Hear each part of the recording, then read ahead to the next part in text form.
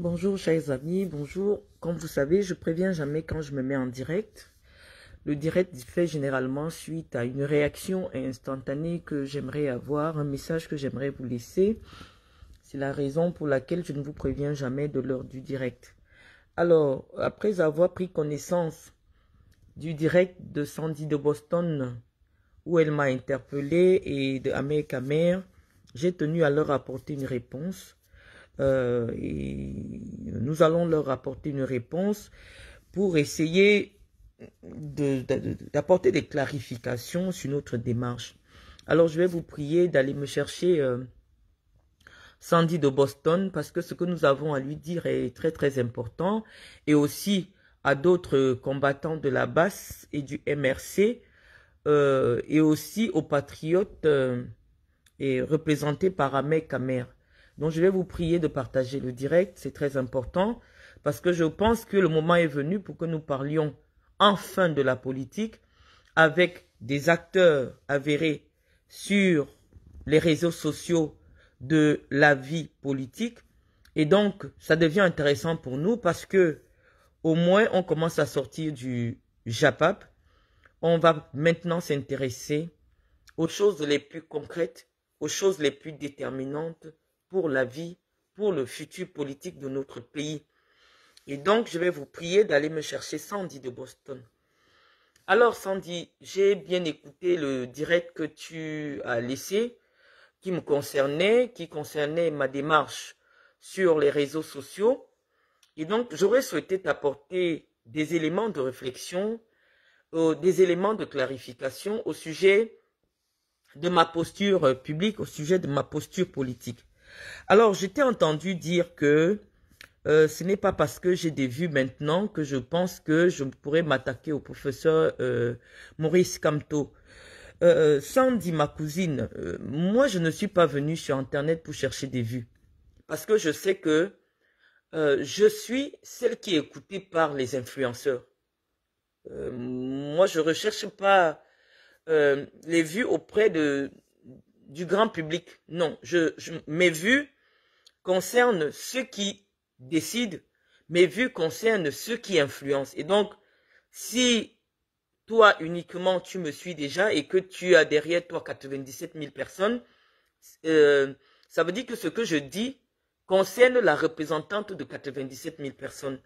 Et comme j'ai dit, il ne faut pas minimiser, réduire ma démarche dans le sens d'exister sur les réseaux sociaux, parce qu'il y a 6 ans, nous étions sur les réseaux sociaux et ce que j'ai fait avec moins de 5 000 abonnés sur ma page a eu beaucoup d'impact dans, la conception qu'on a eue de la politique en 2018.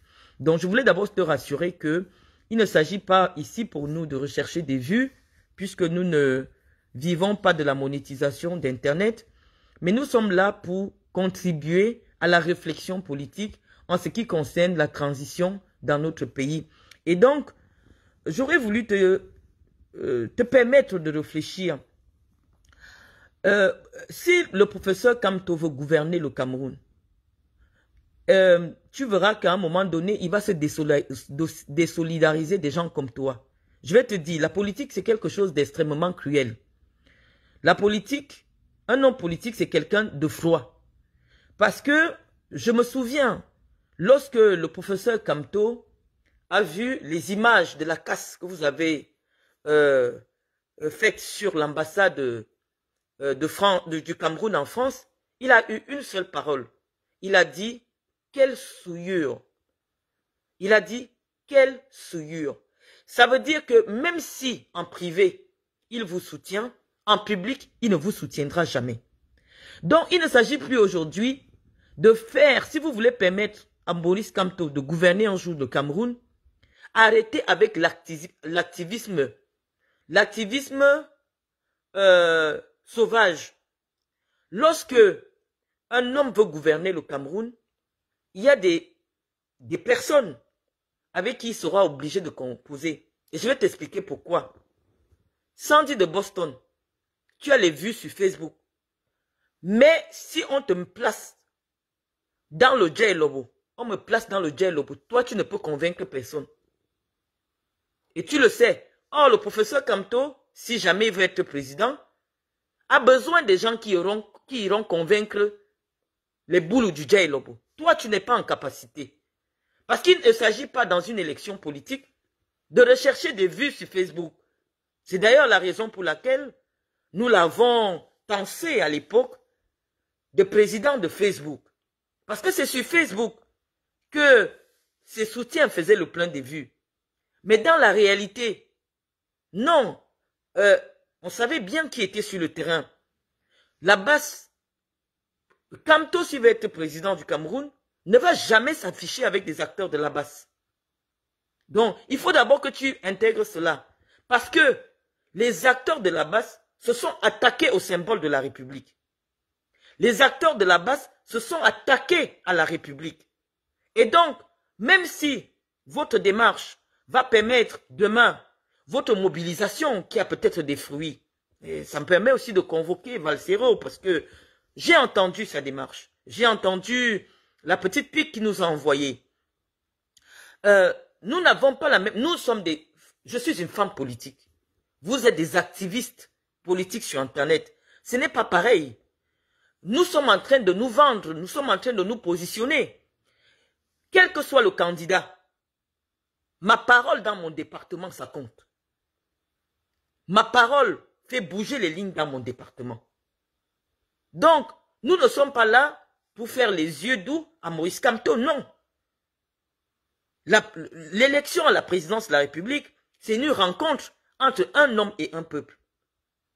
Et donc, lorsque nous serons conscients qu'une personnalité camerounaise est celle qui draine les ambitions des Camerounais, les aspirations des Camerounais, nous allons la soutenir, mais en posant nos conditions. En posant nos conditions.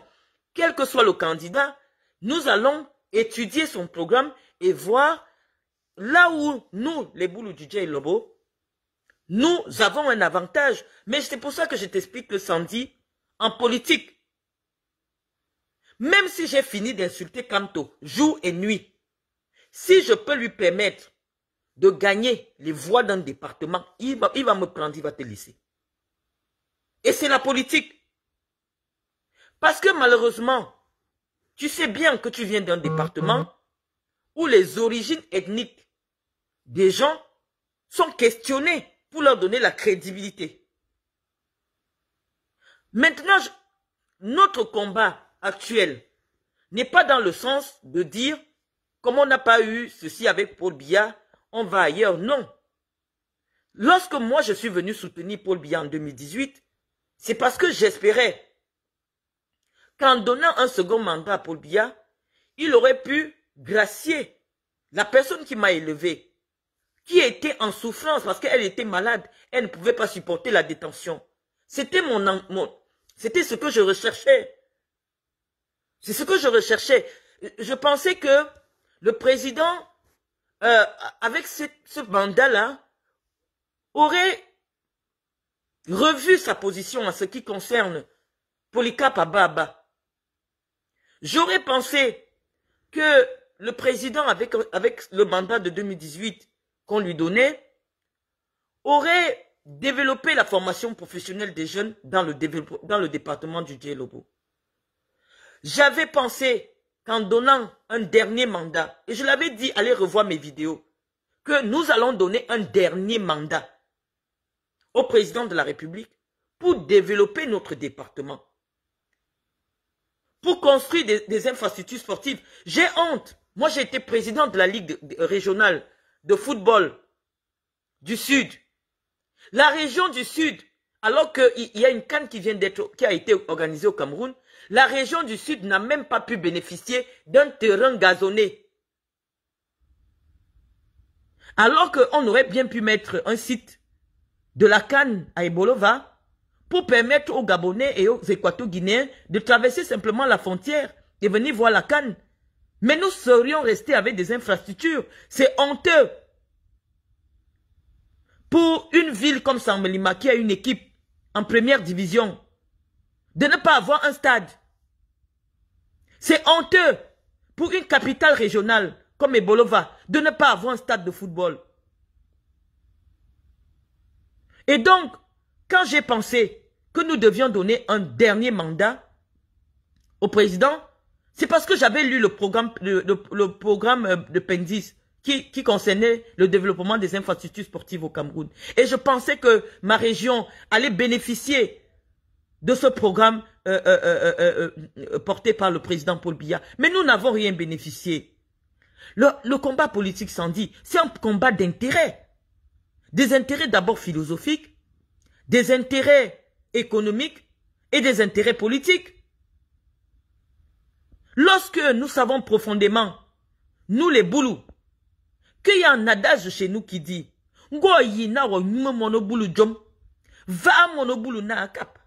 c'est-à-dire, pour traduire en français, si tu veux qu'un boulou ne bénéficie pas du partage, donne à son frère de partager. Là, tu es sûr qu'il ne va pas donner à son frère. Parce que le boulou a toujours été quelqu'un tourné vers l'extérieur.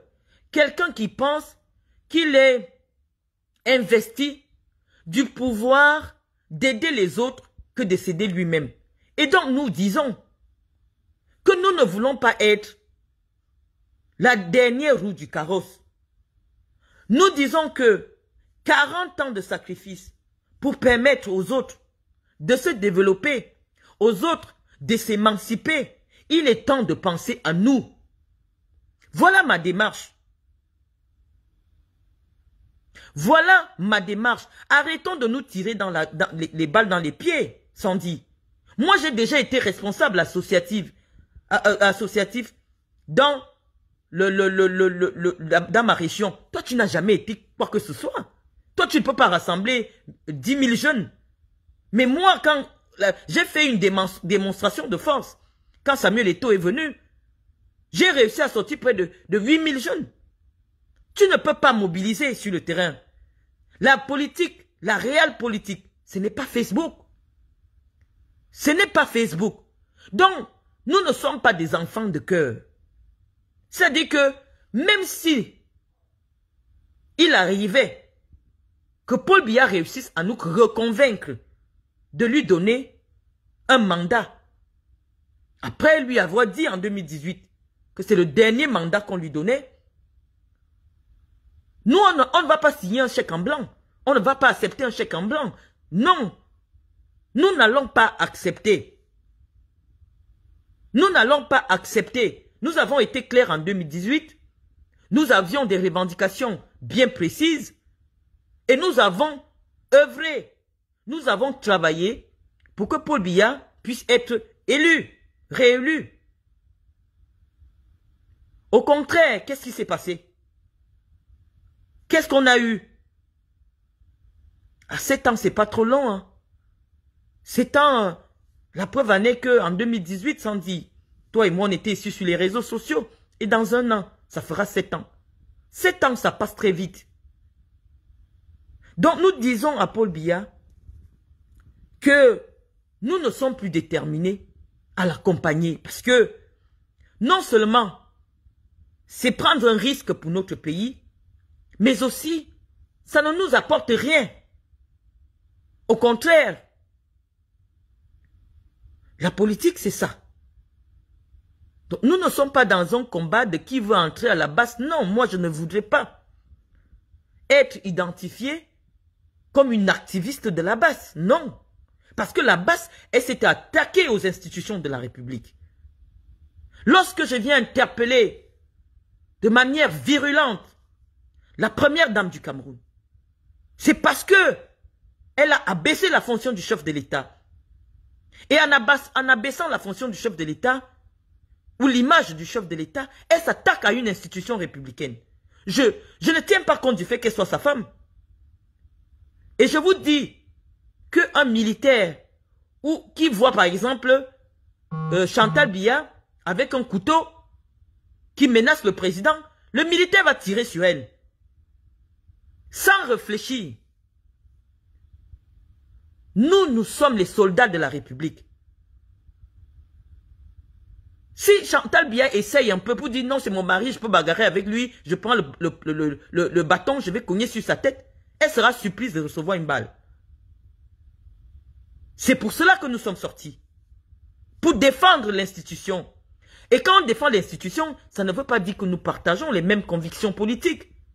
Mais l'institution, celui qui incarne la République, il est au-dessus de toutes les velléités politiques. Il est au-dessus de toutes les... Tant que Paul Biya est investi de la fonction de chef de l'État, tant qu'il incarne l'État tel que c'est prévu dans l'article 9 de notre Constitution, quelles que soient nos velléités politiques, quelles que soient nos opinions politiques, cet homme mérite notre respect. Et parce que vous avez attaqué cette institution, vous avez abaissé sa fonction en Europe, Maurice Kamto ne va jamais vous reconnaître publiquement. D'ailleurs, durant ces 7 ans, tout l'exercice la plus compliquée de Maurice Kamto a été de se dissocier des actions du MRC, de dissocier premièrement les actions du MRC des actions de la base et de se dissocier même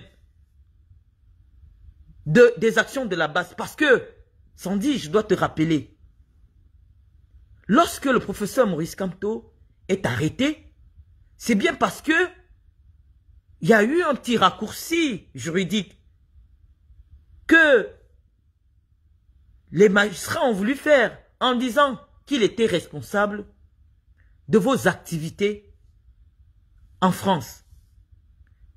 Sandy de Boston, vos activités ont coûté 9 mois de prison à Maurice Kamto. Ces activités auraient pu lui coûter un peu plus. Il aurait pu prendre 20 ans de prison, n'eût été l'intervention de la France, qui était parfaitement informée, puisque vous toutes là, vous êtes sur écoute, que le professeur Kamto n'a jamais eu un entretien téléphonique avec vos leaders. La France suit de près la basse. Si un seul jour, il y avait eu des échanges, que ce soit d'argent, que ce soit téléphonique, avec le professeur Kamto, il n'allait jamais sortir de prison. Parce qu'on ne va pas casser une ambassade, quelle que soit sa colère politique. L'ambassade représente le pays. L'ambassade, c'est le Cameroun. Et donc, parce que la France, avec tous les éléments, vous concernant votre activité, elle a milité pour faire innocenter le professeur Kamto. Parce que il n'a jamais voulu s'associer à vous. Il n'a jamais voulu qu'on l'associe à vous. Et donc, si vous avez besoin que le professeur Kamto devienne un jour président de la République du Cameroun, essayez un peu de mettre de l'eau dans votre vin. Parce que la campagne politique, ce n'est pas ce que vous faites, non. La campagne politique, ce n'est pas l'invective. La campagne politique, c'est le déploiement des idées politiques. C'est la force de conviction. Je ne vous ai pas dit que ma démarche actuelle est dans le sens d'apporter un quelconque soutien à Maurice Kamto. Non. Nous sommes encore dans le débat de la démarche politique. Nous nous positionnons en tant qu'acteurs de la vie politique. Nous nous imposons dans le débat de 2025. Voilà ce que nous faisons. Et donc les candidats vont nous rencontrer, effectivement, en fonction de votre poids politique. Lorsque vous n'avez pas un poids politique, même si vous faites 100 000 vues, mais attends, Fleur de Lille fait plus de vues que toi, Sandy. Mais professeur Kamto ne va jamais solliciter un entretien. Ou alors avec Fleur de Lille, non. Parce que Fleur de Lille, sur le terrain, c'est zéro. Que ce soit sur le terrain des idées, que ce soit sur le terrain de la mobilisation politique, c'est zéro. Sortez le professeur Kamto de ses affaires de Facebook. On ne gagne pas une élection politique dans les directs. Non. Sandy, à Samelima, tu ne peux pas parler à un boulot ou je parle à un boulot. Non. Parce que le boulot est essentiellement tribaliste. Il va d'abord demander ton indane. Tu lui parles en tant que qui? Il va demander ta lignée. Tu sors d'où? Tu parles pour qui? Tu as déjà fait quoi à qui ici? Zadia Kaladoe, Ouvea Zadje. Jamais. Mais moi, je leur ai donné des groupes électrogènes. Je suis allé dans les hôpitaux. J'ai payé l'école aux enfants. Je suis tous les jours avec eux. Donc quand je leur parle, ma parole compte. Quand je leur dis quelque chose, ma parole compte. Maurice Kamto ne pourra pas faire campagne à Samelima. Si nous n'autorisons pas, c'est nous qui allons autoriser. Si nous restons ici, même si Paul Biya donne l'autorisation à Kamto de faire campagne à Samelima, si moi je m'assois sur Facebook, je dis qu'il n'y a pas campagne, Kamto n'entrera pas à Samelima. Si l'État donne le droit à Kamto de venir faire campagne à Samelima, si moi, je dis que la caravane de Kamto ne traverse pas le village où mon père est enterré, il n'entrera pas. C'est ça la politique. Kamto vous a déjà convaincu. Donc vous n'êtes plus un enjeu pour lui. C'est-à-dire que ce que nous représentons pour Paul Biya, c'est ce que vous représentez chez Kamto. Non. La séduction politique aujourd'hui pour Maurice Kamto, s'il va être président, c'est vers nous. Ce n'est pas vers vous. Non, vous êtes des personnes acquises à sa cause pour des raisons qui vous concernent. Je vous dis, moi je viens d'un département qui est très compliqué. C'est un département qui est compliqué. On ne vient pas là-bas n'importe comment. Même si l'État donne le droit à Maurice Kamto de venir faire campagne, si nous on dit qu'il ne fait pas campagne là-bas, il ne va pas faire campagne. Il ne va pas faire campagne. Si nous on dit que aucune voix du Djay Lobo ne doit chercher l'autre, aucune voix du Djay Lobo ne doit chercher l'autre. C'est ça la force politique. C'est ça la force politique. Et nous ne l'avons pas acquise sur Facebook. Non. Nous, on ne recherche pas les vues. Le boulot est le seul qui préfère misérer. Il préfère vivre dans la misère. Mais pourvu que ses convictions tribales et ethniques, qu'il soit en adéquation avec ses convictions tribales et ethniques. C'est des gens qui sont difficiles à convaincre.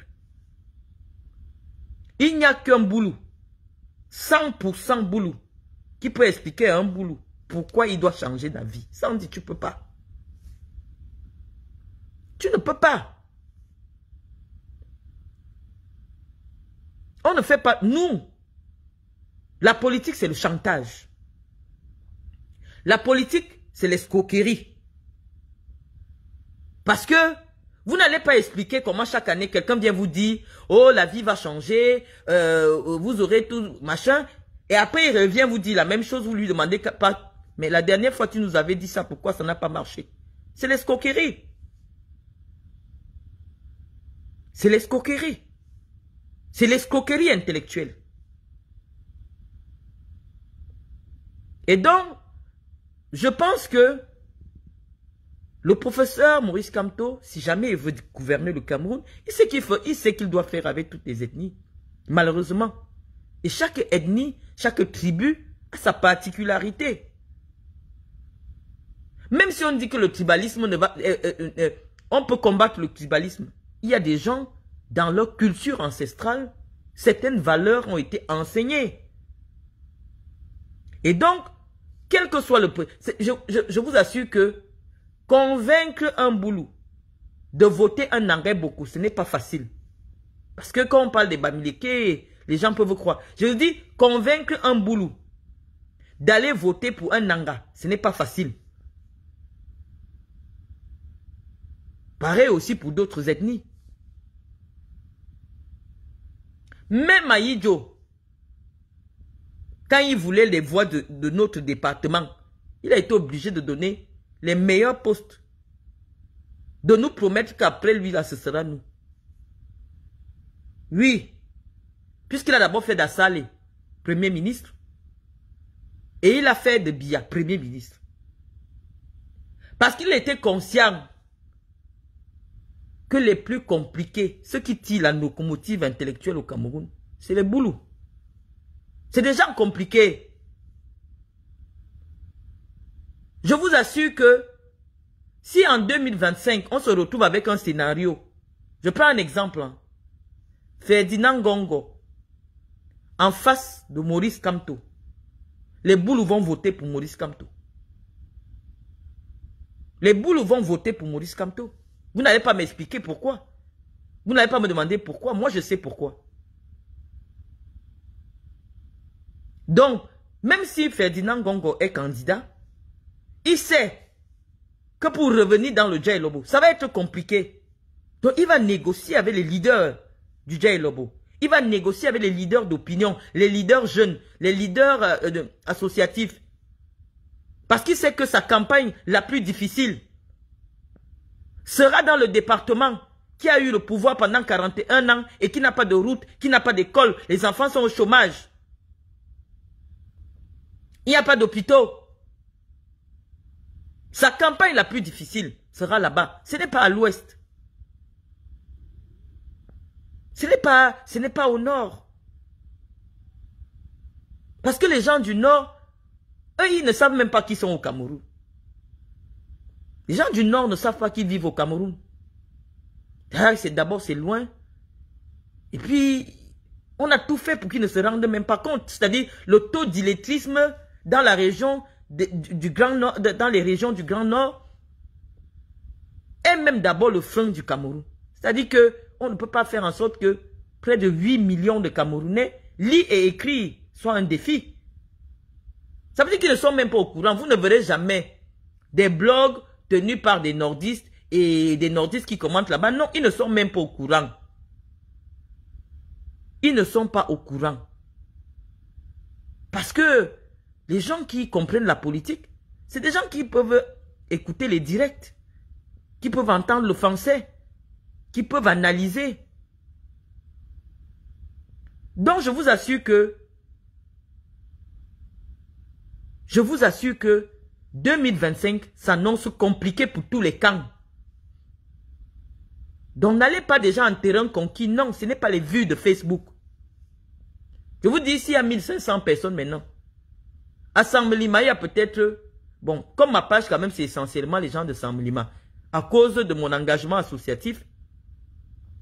Mais je veux dire que il y a peut-être 300 qui viennent du MRC de la Basse.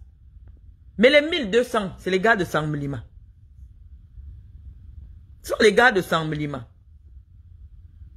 Ils sont là. Ils disent que Marlène Abdadjoya, on dit. Abdadjoya, Nebia Boya. Oui, ils sont là pour écouter ça. Ils savent que lorsqu'on aura les candidats, je vais leur dire pour qui nous on va voter.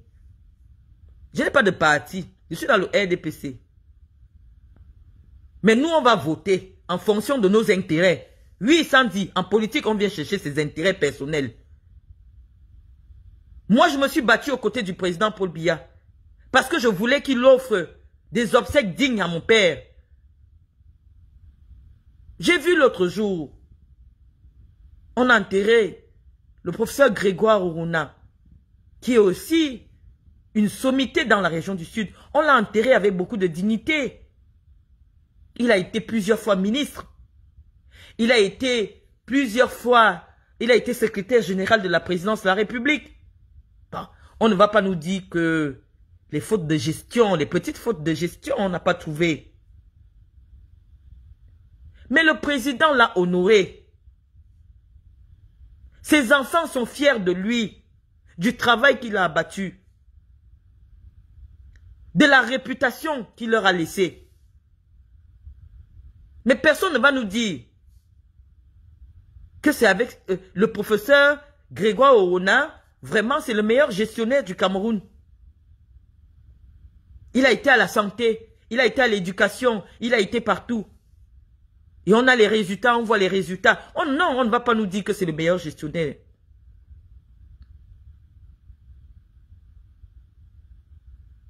Joseph Orona, pardonnez-moi pas Grégoire, Joseph Orona, le professeur Joseph Orona.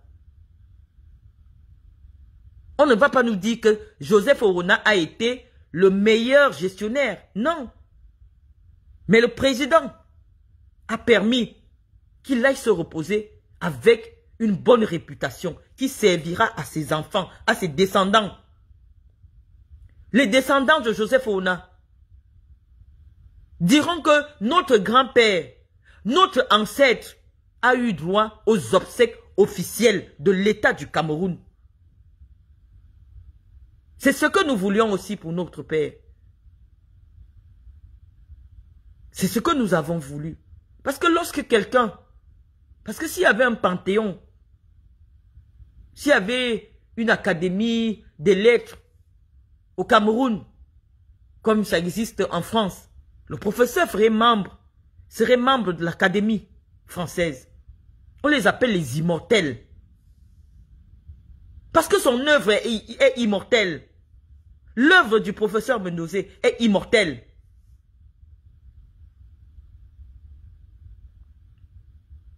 Oui.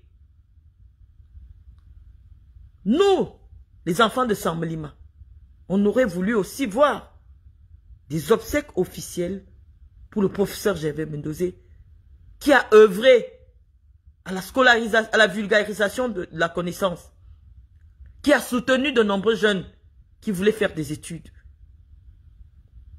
qui a été aux côtés des enfants malades, qui a été aux côtés des veuves. Mais il est arrivé à Sammelima dans un cercueil de prisonniers. Il est arrivé à Sammelima dans des conditions honteuses. Oui, j'ai raison de dire aujourd'hui que non, je ne peux plus soutenir un tel projet. Chacun vient en politique pour soutenir un projet. Lorsque un État n'a pas pitié des vieux, lorsqu'un État ne fait rien pour accompagner nos aînés, ceux qui sont vieux, on ne va pas chercher quelqu'un à la retraite. Après ça fait 10 ans, il a la retraite. On dit, viens nous répondre ce que tu avais fait il y a 10 ans quand tu travaillais. Ça n'existe nulle part. Parce que même en droit, le législateur a prévu ce qu'on appelle la prescription. Il existe une prescription en droit.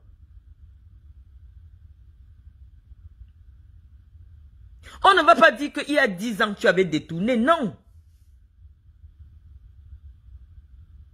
C'est un moment où, si l'État, si les contrôleurs de l'État sont sérieux, on ne doit même pas chercher 1 million.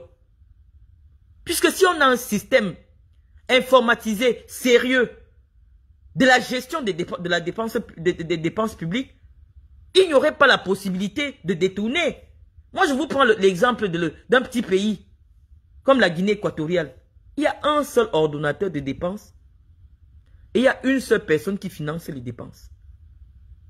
Un ministre en Guinée équatoriale est comme un chef de service.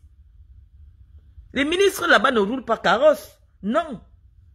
Ils ne voient pas le budget. Un ministère a besoin de cahiers. On va à l'entrepôt de toutes les feuilles. On vient, on dépose les feuilles. Les ministres là-bas n'ont pas les marchés. Peut-être c'est pour ça qu'il y a aussi moins de prostituées là-bas. Les ministres n'ont pas les marchés. Un ministre en Guinée équatoriale, il vit comme un fonctionnaire normal.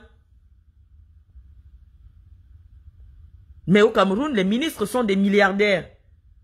Ils ne sont pas milliardaires uniquement parce qu'ils volent l'argent de l'État, mais les prestataires de services leur font beaucoup de cadeaux, soit pour être moins regardants sur la qualité des prestations qu'ils livrent, soit pour être prioritaires, même lorsque leur expérience dans le domaine n'est pas avérée. Voilà la source de la corruption. Voilà la source de l'enrichissement illicite. Moi, je n'ai pas besoin d'avoir fait Harvard pour comprendre cela. Et donc, si le président Biya voulait lutter efficacement contre la corruption, il y a des éléments aussi simplistes, mais efficaces pour la lutte contre la corruption. Mais parce que le régime Biya s'est nourri, vit grâce à la corruption, on ne peut pas corrompre, on ne peut pas combattre la corruption. Parce que lorsqu'on nomme quelqu'un ministre, il sort de peut-être 10 ans de galère depuis qu'il a pris la retraite. Ou alors, il était petit directeur quelque part. On le nomme ministre. Et dès qu'il est ministre, on dit qu'il est devenu personnel ou quoi? Personne ressource du RDPC. Je vais vous dire ce que ça signifie. Ça veut dire que toutes les réunions du RDPC dans sa région, il doit donner de l'argent. Quelqu'un qui gagne 600 000. Le RDPC ne lui donne pas un budget quelconque pour dire, ou alors donner un budget aux responsables locaux. En leur disant, voilà ce qui va se passer, les activités du RDPC, voilà votre budget.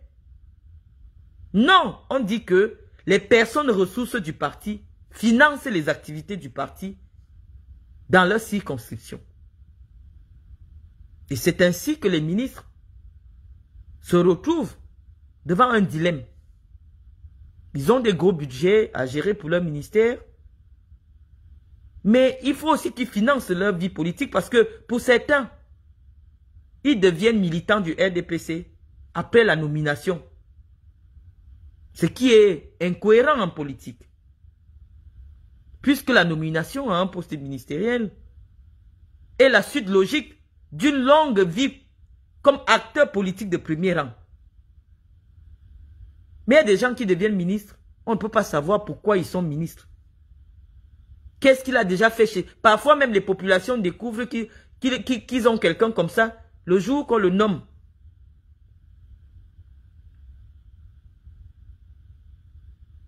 Donc nous on estime que cette façon de faire de la politique doit changer.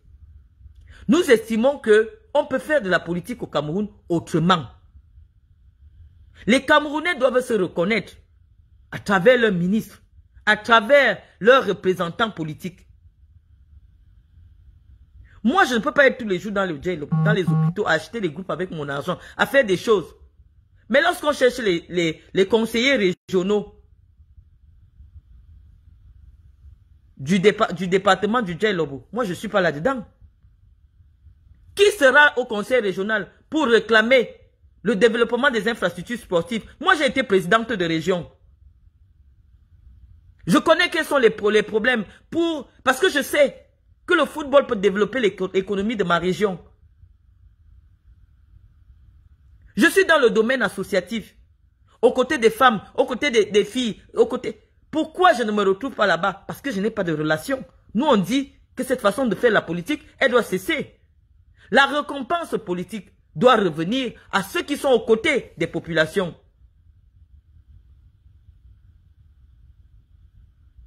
Donc, ma démarche n'est pas de venir vous ravir la vedette sur les réseaux sociaux. C'est simplement que lorsque j'ai l'occasion de me retrouver dans un pays où je peux avoir l'électricité toute la journée, parce que actuellement je vous parle, mon téléphone est à la charge.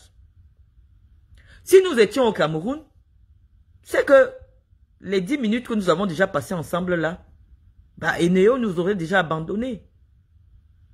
Pourquoi on continue à maintenir Eneo comme société distributrice de l'énergie au Cameroun? Parce que Eneo a donné de l'argent à ceux qui sont responsables d'étudier les dossiers de crédibilité. Ces gens-là, ils ont reçu des milliards. Eneo les tient. Ils s'en foutent du bas peuple. Parce que lorsque on a voulu privatiser les sociétés de souveraineté comme la SONEL, il fallait faire appel à la concurrence. Il fallait dire que le Cameroun, c'est 475 000 km². Un seul opérateur ne peut pas couvrir l'étendue du territoire national. Et si on avait ouvert à la concurrence la distribution de l'énergie au Cameroun, au nord, une entreprise du Nigeria allait s'installer. Parce que quand on voit le niveau d'industrialisation du Nigeria, alors que le Nigeria ne nourrit pas le nucléaire, n'a pas de centrale nucléaire, ça veut dire qu'il y a un secret. Ils ont réussi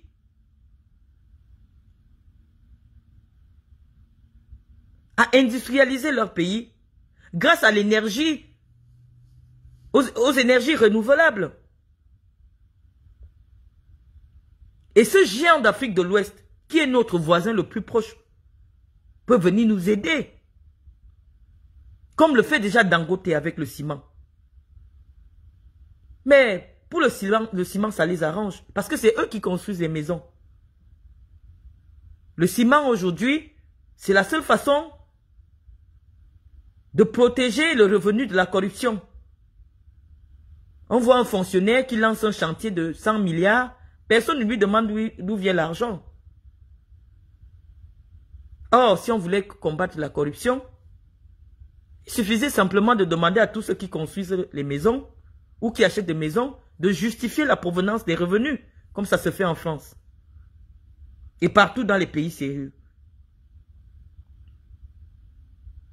Mais au Cameroun, on a le droit d'obtenir un permis de bâtir sans justifier la provenance du financement. Donc pour ce qui les arrange, comme le ciment, oui, on peut faire appel à Dangote pour faire la concurrence déloyale à Simancam. Mais pour l'énergie, on ne veut pas ouvrir à la concurrence.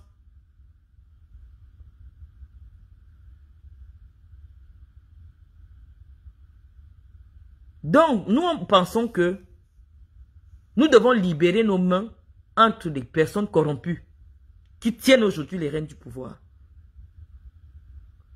Paul Biya n'est plus en capacité de faire ce travail. Paul Biya sait aujourd'hui que sa vie, c'est-à-dire le simple fait qu'il respire, dépend de ces gens-là qui le tiennent en otage. Paul Biya est en otage. Libérons notre père des mains de ces scélérats. Nous allons libérer notre père de cette prise d'otage. Paul Biya est en otage. Les bandits l'ont pris en otage. Et c'est pour ça que je vous demande, vous jeunes Camerounais, vous la génération du renouveau, ceux qui sont nés à partir de 82, qui sont les plus nombreux au Cameroun, allez libérer Paul Biya. Allez vous inscrire sur les listes électorales pour envoyer Paul Biya à la retraite. Paul Biya vous a dit, devant Emmanuel Macron, que si les Camerounais décident qu'il rentre au village, envoie-moi qu'à se reposer, il ira se reposer. Paul Biya a besoin de repos, jeune Camerounais. Le cure ne peut pas changer votre vie. Ce n'est pas le cure qui va amener l'électricité. La drogue ne peut pas amener l'électricité au Cameroun. Laissez l'alcool. Laissez les bières. Allez vous inscrire sur les listes électorales.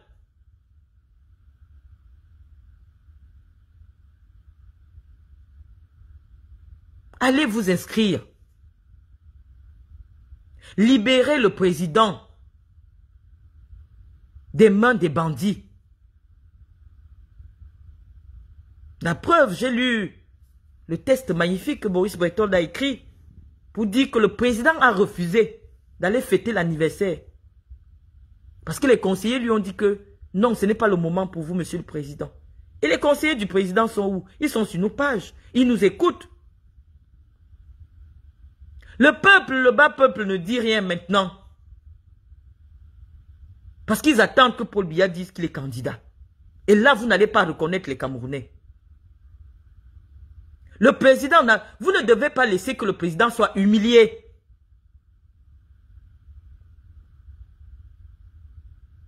Vous avez vu comment les Camerounais ont accueilli avec beaucoup de gratitude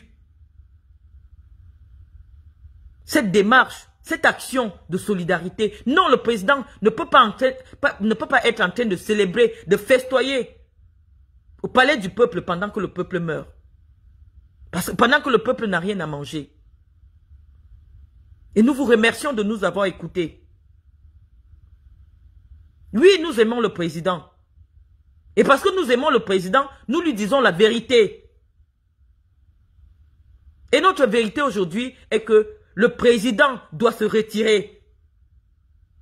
Parce que lorsque je prends la parole, c'est parce que je suis dans les secrets du RDPC. Je sais que le RDPC veut représenter le président. Mais vous n'avez pas demandé l'avis du président. Vous voulez représenter le président. Vous n'avez pas demandé son avis. Après vous allez dire, oh c'est l'appel du peuple. Non, le peuple dit que le président doit aller se reposer.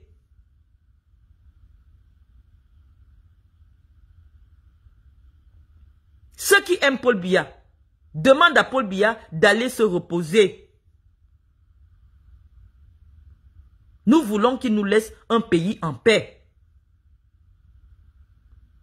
Je l'ai dit l'autre jour, que le président peut accorder un statut spécial aux régions du nord-ouest et du sud-ouest, comme ça se fait en France, avec l'Alsace-Moselle. En France, le pays de la démocratie, le pays de l'unité, le pays des Lumières,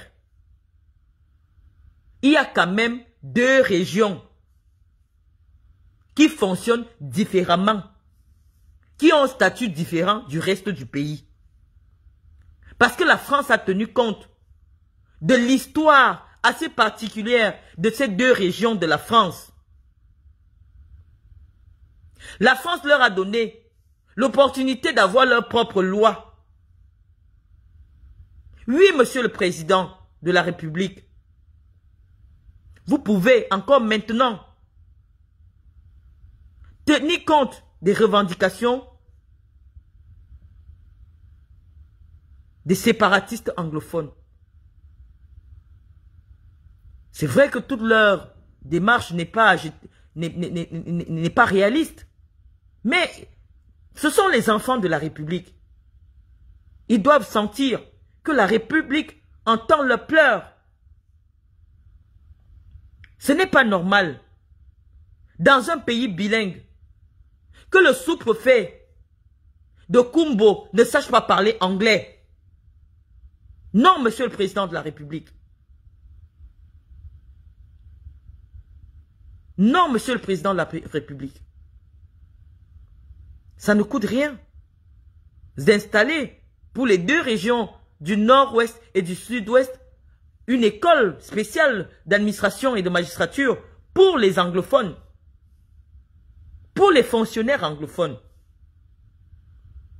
Parce que malheureusement, même dans les concours administratifs, les anglophones sont minoritaires et donc forcément, l'État ayant besoin de personnel va puiser dans le personnel francophone pour les zones anglophones.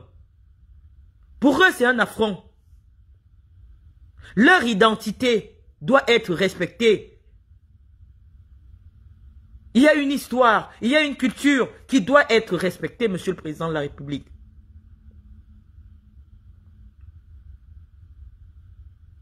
Donc il faut... Vous avez encore une année qui démarre, monsieur le président de la République. Essayez de tendre la main. Essayez de les écouter. Nous voulons rester unis. Mais nous pouvons respecter les traditions, mais les cultures, l'histoire d'une région, de certaines régions. Monsieur le président de la République, vous ne pouvez pas quitter, vous ne pouvez pas partir en laissant ce problème, qui n'est pas né dans les années 2000, non. En 1961, lorsque les Camerounais décident de se réunir, on a bien dit réunification, c'est bien parce que c'était deux entités différentes. On a dit réunification. Mais la République, chaque République construit son histoire. Et donc, Monsieur le Président de la République, avec les anglophones, nous voulons réécrire notre histoire. On ne peut pas laisser les anglophones et dire, bah, ils font comme ils veulent là-bas, ils se tuent là-bas, c'est leur problème.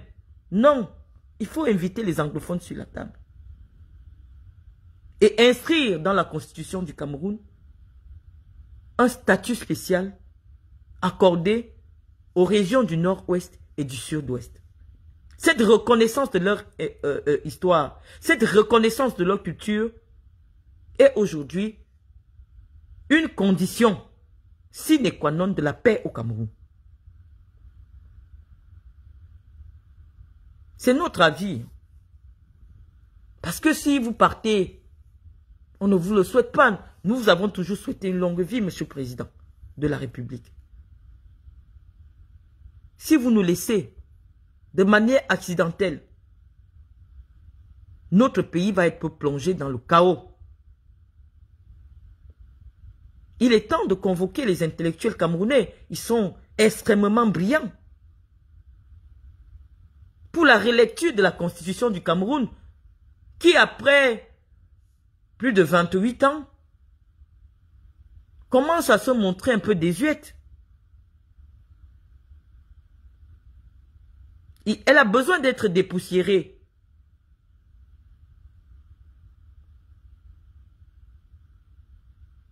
Donc, nous pensons, Monsieur le Président de la République, que nous qui vous aimons, vous demandons de ne pas céder à ces maîtres chanteurs qui vous tiennent en otage. Vous êtes un patriarche. Boulou. Un patriarche a besoin de repos.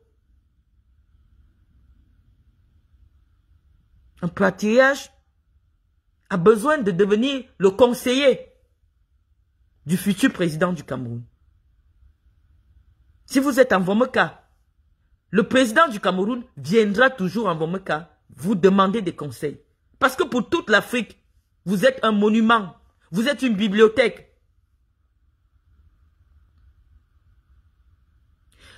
Le poste de président de la République, pour un pays qui veut être émergent, c'est un poste qui sollicite beaucoup d'énergie. Et cette énergie aujourd'hui, Monsieur le Président de la République, elle vous fait défaut. Nous comprenons votre volonté. Mais lorsque le peuple camerounais vous avait plébiscité en 82, c'est parce que vous étiez le dynamisme même incarné. Vous étiez l'espoir incarné. Ne devenez pas le désespoir du Cameroun, Monsieur le Président de la République.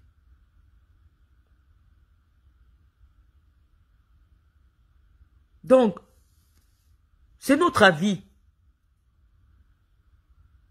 C'est notre avis et nous sommes de ceux qui pensent que nous ne pourrons pas vous donner un mandat en 2025. Parce que nous vous aimons, Monsieur le Président de la République. Lorsque nous vous voyons, nous pensons à nos parents, même s'ils ne sont plus là.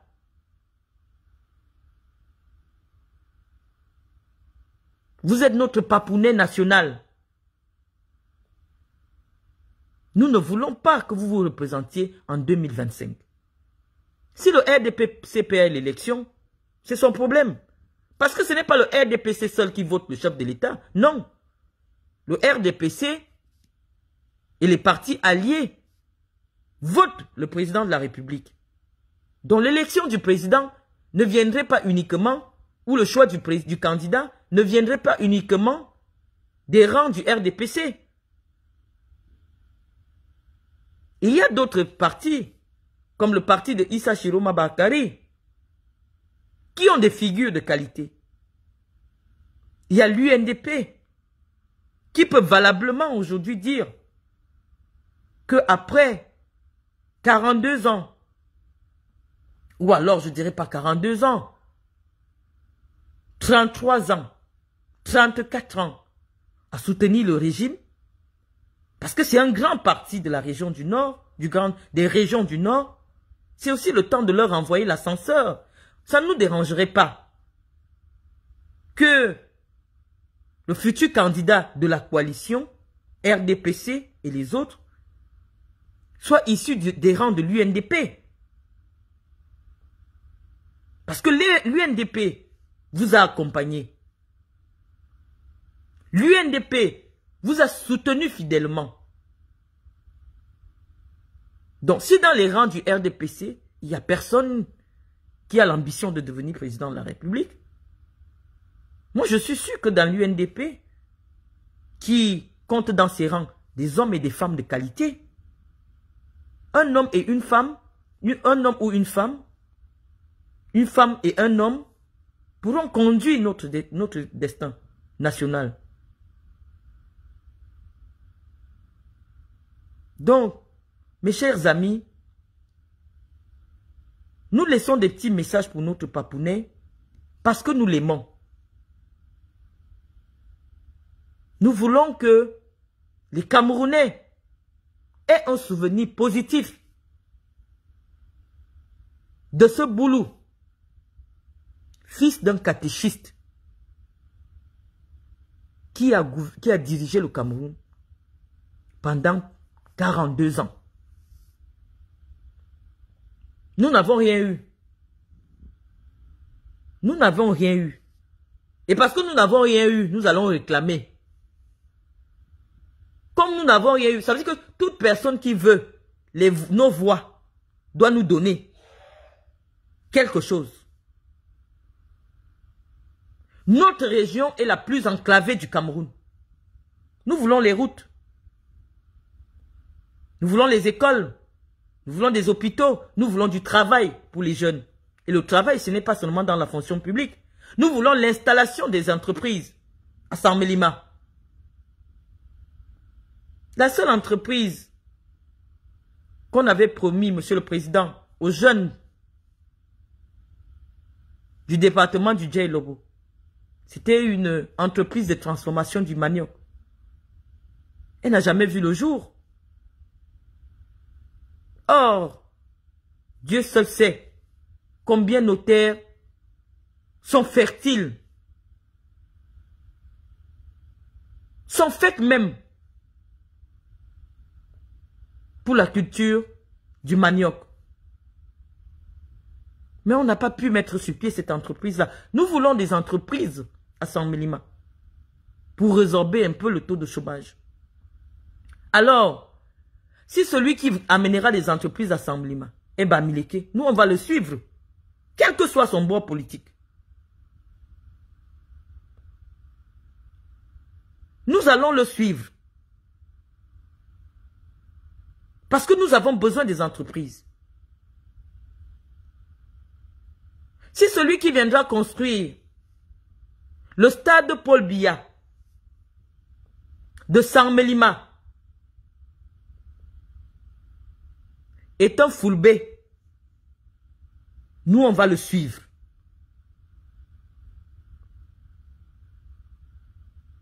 Si celui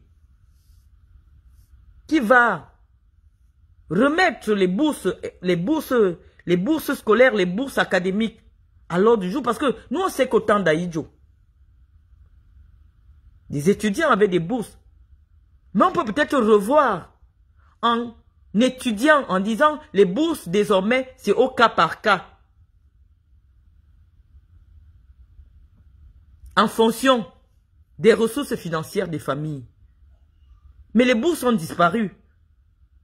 Il est impossible aujourd'hui pour un jeune qui part de Mintom de venir à l'université à Ebolova.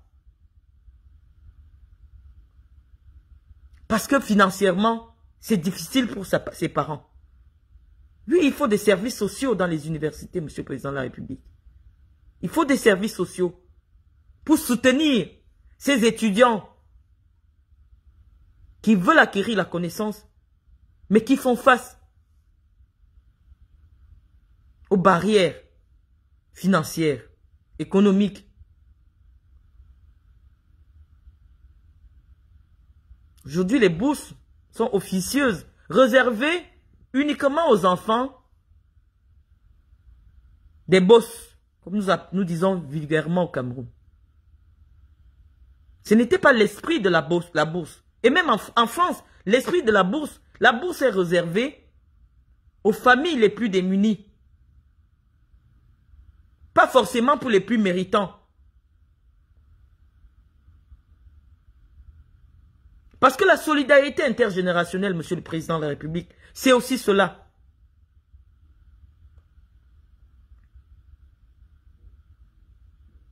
Donc nous pensons très clairement que nous n'allons pas vous donner un autre mandat en 2025. Nous posons nos conditions, mais nous ne croyons plus en vous. Parce que nous savons intimement que chez les Boulous, ça veut dire que même moi je veux finir de parler là. Je finis de dire que wow, je ne veux plus. Mais quand je vais entrer dans l'urne et je vois le bulletin de Maurice Kamto, je vois le bulletin de Paul Biya. Cette intonation, cette recommandation qui coule dans mes veines va m'obliger à revoter pour vous. Mais comme je ne veux pas être face à un problème de conscience, face à ma conscience tribale, je vous prie de ne plus vous représenter. Parce que ce ne sera pas pour le bien du Cameroun. On va encore revoter pour vous, ça c'est sûr. Mais nous allons condamner les générations futures pendant 40 ans. Parce qu'un mandat en 2025, pour vous, Monsieur le Président de la République, c'est condamner le Cameroun à 40 ans de prison encore. 40 ans. Dans 40 ans. Moi, j'aurai 82 ans. Moi, je veux voir aussi, pendant ma jeunesse, pendant que j'ai encore l'énergie, un pays où le dynamisme économique, où les enfants vont à l'école, pour les plus démunis, que l'école primaire soit gratuite, que l'école publique soit gratuite et accessible aux couches sociales les plus fragilisées. Moi, je veux le vivre pendant que j'ai la jeunesse. Mais si on décide de revoter pour vous, ce ne sera pas possible. Parce qu'après vous, ce sera le chaos.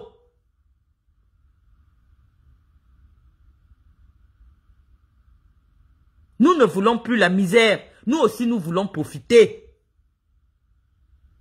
Les jeunes Boulous sont fatigués, Monsieur le Président. Ne nous reposez plus un problème de conscience, Monsieur le Président de la République. Je sais que vous insistez toujours qu'on dise Monsieur le Président de la République. Parce que vous n'êtes pas comme tous ces petits présidents-là. Présidents des partis, les présidents des bars, non. Vous êtes le Président de la République. Vous êtes le Président de la République. Et nous allons veiller à ce que vous restiez le Président de la République jusqu'en 2025. Vous êtes le Président de la République. Ce n'est pas un pouvoir qui se délègue. Ce n'est pas un pouvoir qui est sexuellement transmissible. Non, Monsieur le Président. Le pouvoir que les Camerounais ont remis entre vos mains n'est pas sexuellement transmissible.